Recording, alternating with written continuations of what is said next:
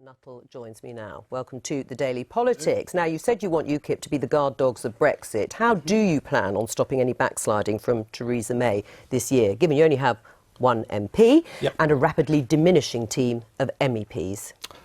Well, look, UKIP has to remain an electorally viable force. I mean, if UKIP begins to fall in the polls, if UKIP isn't doing well in elections, then there's no sort of impetus for the government to hold to their word. And let's be clear, what people voted for on June the 23rd was to control our own borders, to control our own finances, and indeed to be able to sign free trade deals all over the globe. If we stay in the single market, we can do none of those things. But how are you going to stop her backsliding?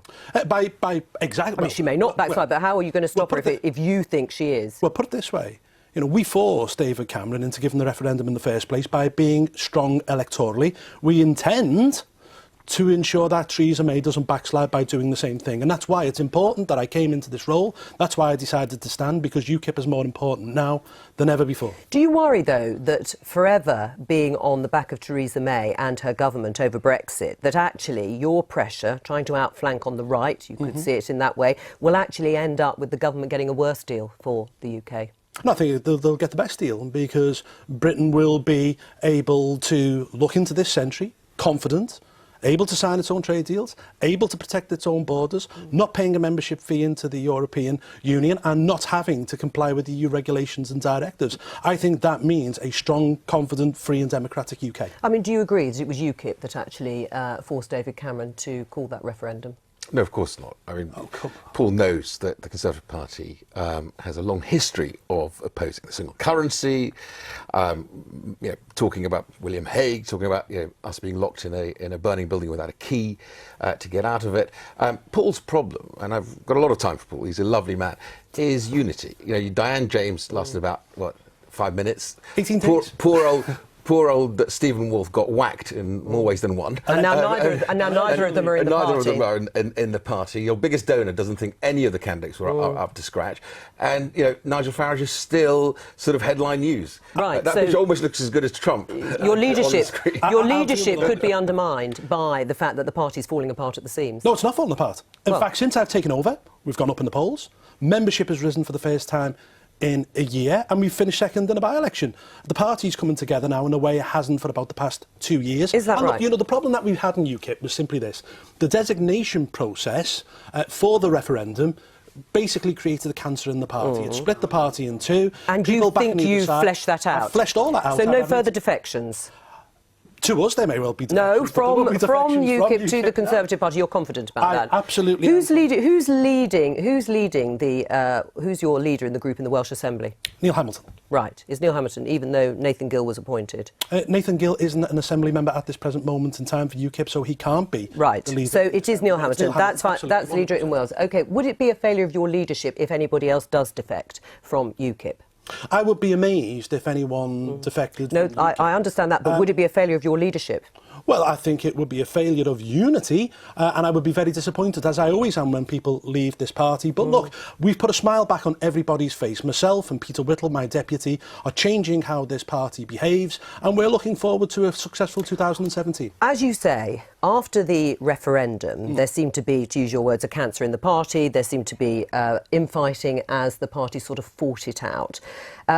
And that leads people to believe that UKIP can no longer be a single-issue party. Yes. So let's look at some of the ideas that you've had. No doubt you've been thinking about it over Christmas, a distinctive change in UKIP policy. What are your distinctive ideas other than Brexit? Well, firstly, if you look at our last manifesto in 2015, it was regarded by many of the political commentariat to be the best manifesto on offer. In fact, for the first time in the history of British politics, our manifesto was fully costed by an independent economic think tank. All right, well, let's have a look at it. But hang on, before we move on to that, we will be fleshing out policies within the next couple of months. I've only been in the job 6 weeks. Sure. Look, our spring conference is on February the 16th and 17th in Bolton. There'll be big policy announcements. Right, but you said you want to challenge Labour in its northern strongholds. So what are your policies to challenge Labour in those strongholds? What are you going to say on workers' rights? Well, hang Hang on. Well, firstly, workers' rights will be protected, but all workers' rights. Hang on. We're going to flesh out these policies, and we're going to make big announcements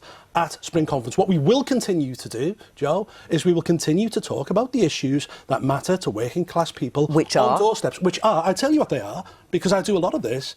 It's immigration. They want a fair but firm immigration policy because wages have been driven down over the past 10 years by uncontrolled and unfettered immigration. They are law and order because they feel as if there's no deterrent in society because British working class people are the most likely to be the victims of crime. It's about putting British people first, whether that's in the job market or indeed ensuring that British. Do you support the rail union strikes at the moment in this country?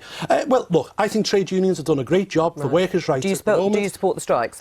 In a way, I think there is. But there's different strikes going on, actually, John. All right, well, let's take the ones strike. on Southern but there are RMT strikes across the board. I mean, if you are supporting workers' rights and you want to challenge Labour in the northern strongholds, it's a straightforward question, do you support the strikes? I don't agree with the strike on Southern Rail. Right. Because you've already got the union leader who agreed that trains without ticket collectors were not a problem before Christmas, and now suddenly thinks they are a problem. Do you still support the triple lock on pensions? Yes, I do. Right. On the economy, would you like to see increased spending on capital projects? Yes, I would. Right. How much? How much would you spend? Well, I'm not going to give you a figure. I'm not going to give a figure right now. We are going to flesh all these kind of things out. There'll be big announcements, as I said, at the Spring Conference. But what we will continue to do is we will continue to talk about the things which matter to working people, and we will replace the Labour Party, I genuinely believe, as the patriotic voice of working people. Right. Well, what do you say to that?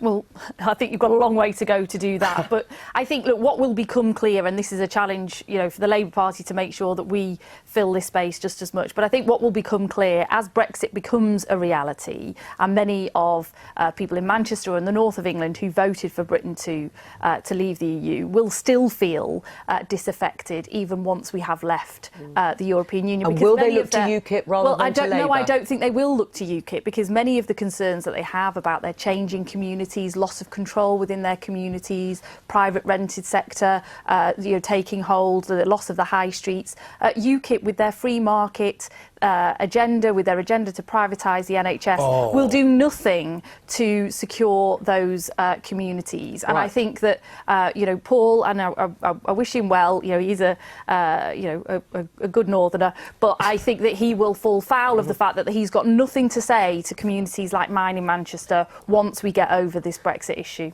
Well, respond to that. Oh, I think we will. I think you've got a Labour Party. What's your benchmark going to be, though? Hang on. You've got a Labour Party now which is led by a guy who seems to be obsessed with the issues that swirl around the Islington dinner party.